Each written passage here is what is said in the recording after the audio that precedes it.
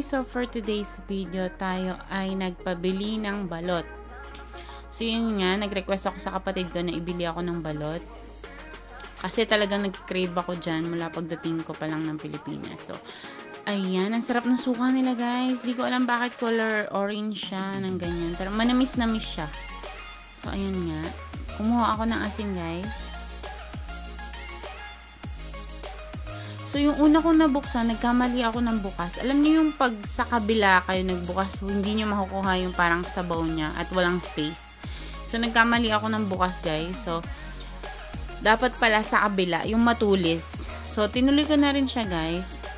Kumakain ba kayo ng sisiw, guys? Hindi ako kumakain ng sisiw. Parang yung dilaw lang, tsaka yung medyo matigas na white ang kinakain ko. So, nakakain ko lang ng sisiw kung malaking, kung maliit ang sisiw. Pero pag malaki na, hindi ko na siya caring kainin, guys.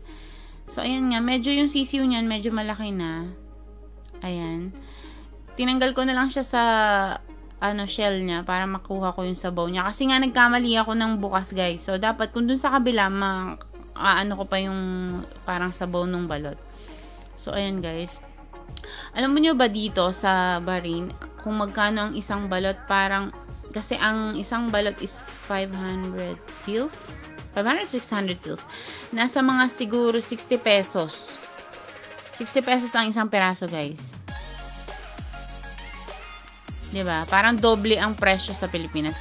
Siyempre, galing Pilipinas, diba? I-export nga naman sa ibang bansa. So mag-charge niya sila ng malaki. So, natitikman ko lang din to kapag nagbabakasyon ako. Kasi pag dito ako bumili, medyo sobrang laki na ng sisiw, guys. So, hindi mo na rin may enjoy. So, mas okay pa rin yung nasa Pilipinas ka na lang kumain. Tsaka, luto mo na siya mabibili. Dun sa presyo niya, kung medyo mahal man sa Pilipinas, luto na, ready to eat na lang. Diba? Kakainin mo na lang siya. So, ayan nga, guys. Nakadalawa na ako dyan, guys. Yung isa, hindi ko talaga kinain yung mga sisiw niyan, guys. Kasi malalaki na siya. So, yung dilaw, ang sarap niya, guys. Ang sarap ng dilaw niya. Halos maubos ko nga yung suka. Ayan. Alam mo, parang nakaka-refreshing yung sabaw niya. Ayan. Lalagyan natin ng asin. Ayan. Ang liit lang ng white niya, guys. So, usually, kapag malaki na yung white, hindi mo na siya makakain kasi sobrang tigas niya na. Pero kung ganun pa kaliit, kaya mo pang kainin siya, guys.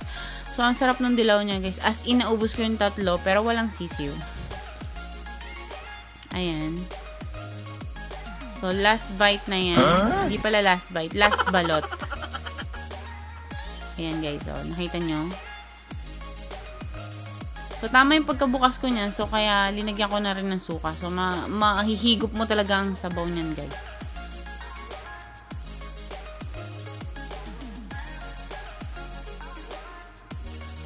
Ang sarap niya, guys. Oh. Kung hindi ko kakainin, yung hindi ko kinakain yung sisiw, siguro mga 5 akong balot. Pero kung kakainin ko yung sisiw, mga siguro 2 lang or 3.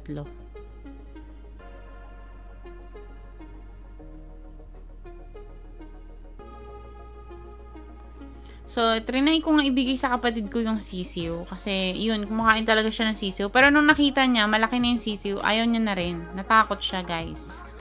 Baka ilipad na daw siya.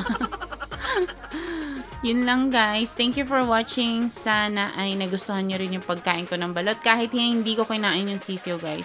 So, kanya-kanyang trip lang yan, guys. Thank you for watching. Bye!